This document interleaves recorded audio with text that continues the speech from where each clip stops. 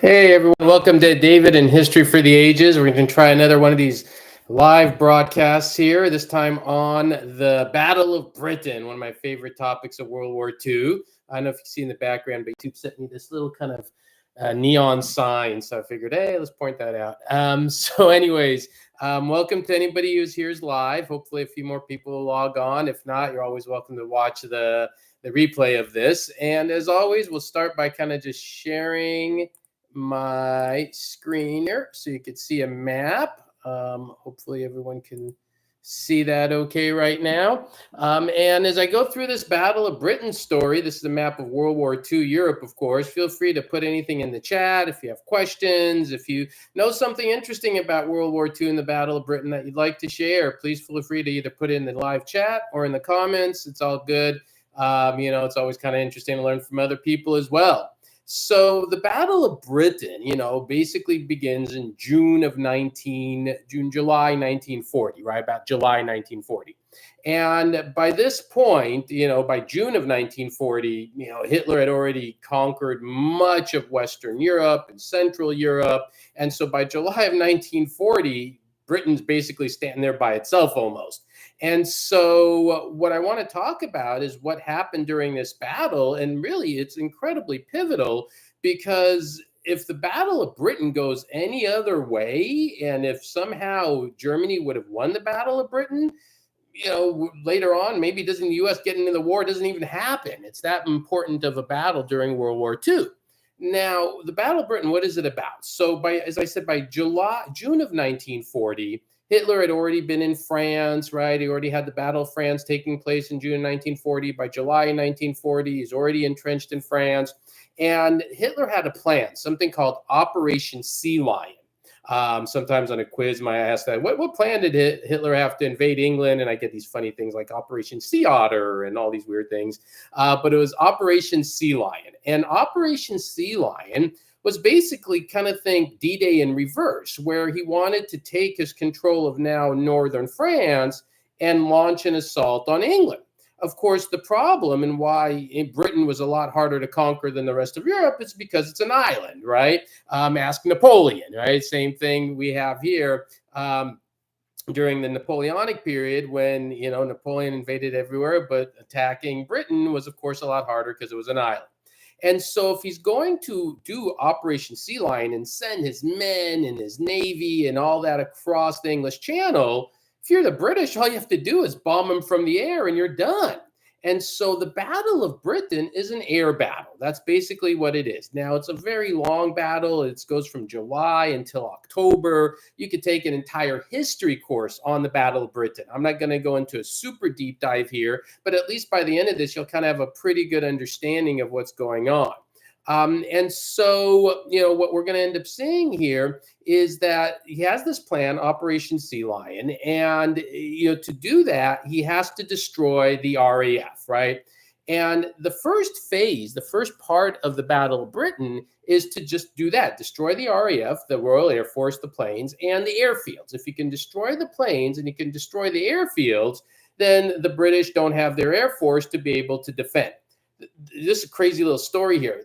England was worried. They didn't know how this was going to turn out. They had prepared tens of thousands of coffins before the battle just to make sure, if they needed coffins. I read one story that they took down all the street signs in London before the battle because they figured, well, if the Germans arrive, we take down the street signs, they don't know where they are. Right. So there was a real great concern of how this would unfold. It wasn't a sure deal that the British were going to win this thing. So, they plan this invasion, and so they have to destroy the RAF, right? They have to destroy the landing, the airfields, and the planes. To make things that much harder for the RAF, they were outnumbered. The German Air Force, the Luftwaffe, had many, many more planes than the RAF did. And so because of that, you go, well, did they have any advantages? And the advantages that the RAF did have is they probably had better planes, the Spitfire and Hurricanes. And they also had radar going for them. That was another key element there. The radar was very important because that helped them at least know when the German planes were arriving. I'm going to check the chats here, see if there are any questions. Stream delayed a few minutes. Yeah, I'm just reading some of the chats here. So yeah, so they were preparing for the worst, absolutely. And so at this point, you get the Germans starting to launch their attacks. Now the radar was helpful. At least with radar, the British knew when the RAF planes or when the Luftwaffe planes were coming to get them. But even with radar, just to give you a sense, right? Between the time that air raid siren went off and hey, Germans are coming to invade, how much time does that give an RAF pilot to get in his plane? They literally just had minutes. You just have a handful of minutes from the time you hear that air raid siren until you get to your plane, which means a lot of these RAF pilots would have to sleep in their gear. They would go with very little sleep, and they would have to do this for days, weeks, months on end during this entire battle. So as the battle begins in July of 1940, we clearly see that the RAF is doing pretty well.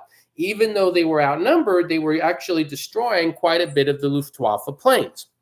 And at one point, I have a couple numbers here I can find you. The Luftwaffe lost about 2,600 planes to the RAF about 600 at one point of the battle. And so after a while, Hitler kind of was starting to see he can't break the RAF pilots themselves. He can't destroy the airfields.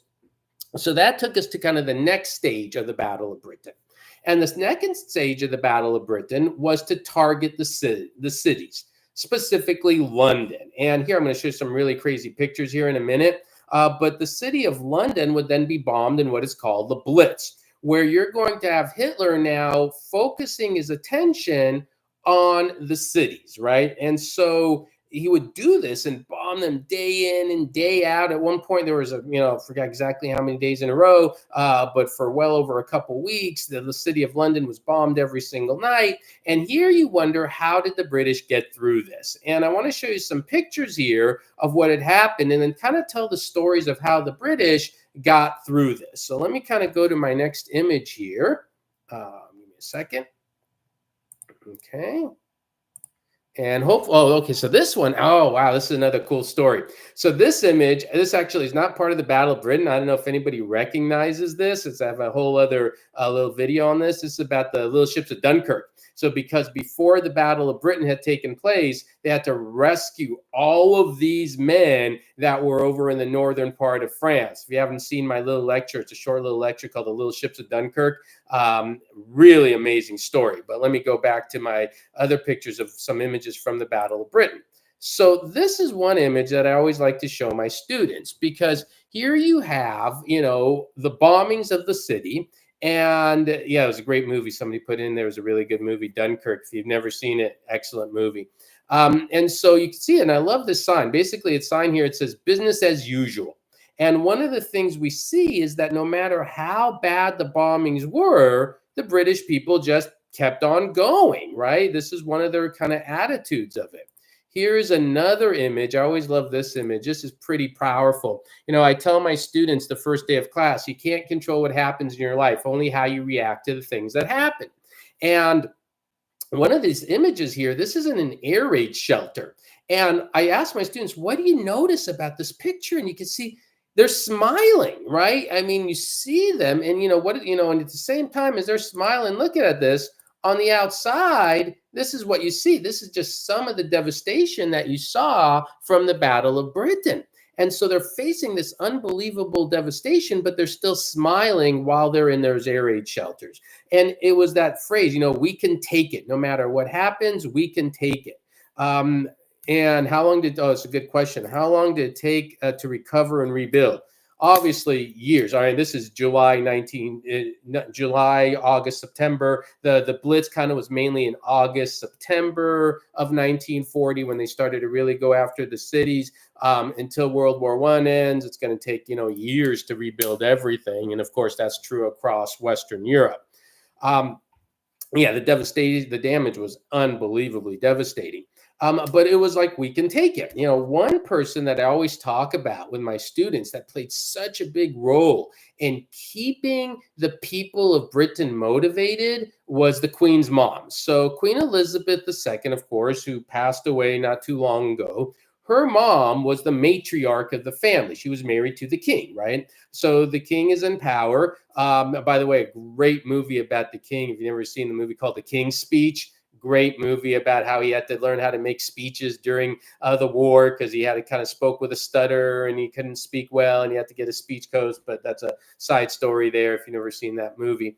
But anyways, so the queen's mom, the wife of the king, she was told, hey, get the family out of here, get in a plane, go to America where you're safe. And she refused to leave. She says, I'm staying with the king and the king's not leaving. And I'm staying too.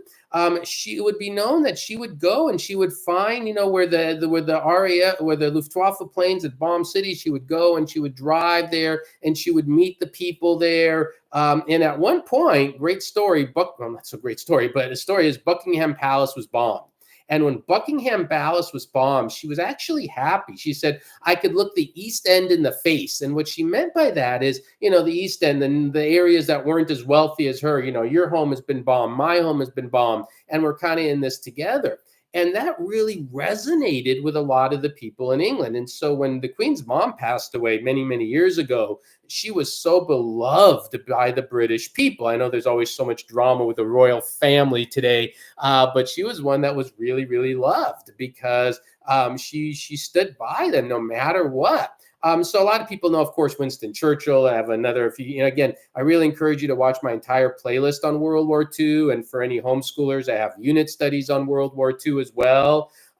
And so you could watch my whole playlist, get a unit study on it if anybody's homeschoolers. But, Winston Churchill, of course, was key in his speeches and his motivation in keeping the British people going. I covered that in more detail, some of his speeches in my other lectures on the war. Let me see what's in the chats here. We're not a good peace leader. Yeah, that's a good point. So he said, I heard Churchill was a good war leader, but not a good peace leader. Yeah, I think that's a very fair thing. Churchill in much of his career was failed in a lot of things. But with World War II, he was just right on point, talking about appeasement and how it was dangerous, and he knew how to lead people during war. But shortly after the war, yeah, they ended up replacing him. And so definitely something to that. So it's a really good point there. Thank you, Larry. And so at the end of the day, what ends up happening is that the British people survived this. Let me show you another couple pictures I have here as well. This is, of course, a pretty cool picture. This is Queen Elizabeth II, right? And her sister. And so this is kind of just a cool little photo. And one more really amazing photo I want to show you. This is a cool thing. I had a neighbor who lived in London during the Blitz. And, this is one of my things. Unfortunately, the generation that went through World War II, that generation is almost gone. And as that generation is going away, we're losing these real stories. So I spoke to him before he passed away. And what you're looking here is a shot down plane. And he told me that, I asked him, what was it like to be like a 5-year-old child? He's told me he was like 5, 6 during the Blitz. What was it like to be like a 5-year-old child during the Blitz? And he said, oh, yeah, the kids would go out after the bombings. They would go try to find the Luftwaffe planes, and they would try to find like scrap metal of them, and they would trade them like baseball cards. And I'm thinking, wow, that's the life of a 5, 6-year-old during the Blitz. Pretty crazy. And so, but they got through it. And at the end of the day, after months of Hitler trying to first break the RAF, break the pilots, and then try to just break the will of the British people, he wasn't able to do either one. He wasn't able to break the RAF. He wasn't able to break the will of the British people. And Operation Sea Lion never happened, right? This massively planned operation never even took place. And so Britain survived. And of course, then as you continue on, Hitler's going to eventually turn his attention to Russia. That brings Russia into the war. Then we get into, of course, December 7th, Pearl Harbor. The United States gets into the war, and then everything kind of goes from there. But imagine, this would be a great video. Oh, I need to make this a what if. What if the British lost the Battle of Britain, right? That would be a pretty kind of crazy world we're living in. Because if the British lost the Battle of Britain, they would probably have to sue for peace with Hitler. They would not have been able to keep the fight going. Does Hitler then move into Russia? Maybe, maybe not. Does the United States even get into a war with Russia?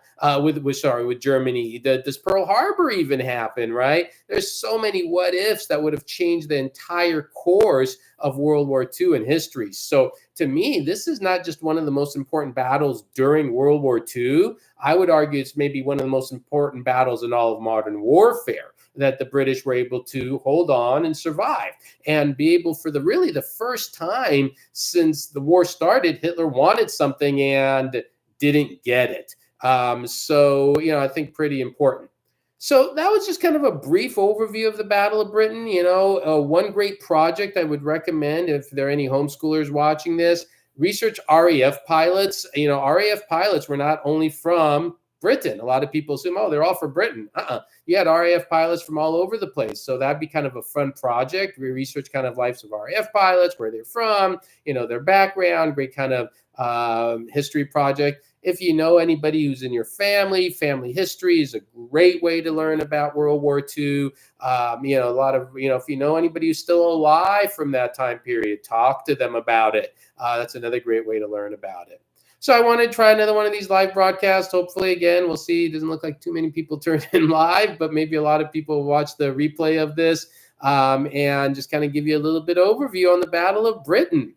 So I appreciate everybody watching, and whether you're watching live or later, if you want to give a little thanks for watching or me making these videos, of course, I always appreciate that, a little contribution, but of course, no one has to. I just enjoy doing these lectures no matter what for folks. So anyways, thank you, everyone. We'll try to do more of these. I'll get more feedback how these lives are working, and maybe we'll try to grow them and do a little bit more, just baby steps, right? And we're closing on 20,000 subscribers on my YouTube channel, getting there. So if you know people, please send them my way, have them watch my videos. Everyone have a great day, great evening, and thank you for watching. Appreciate those of you who tuned in. Everyone have a wonderful night. Thank you.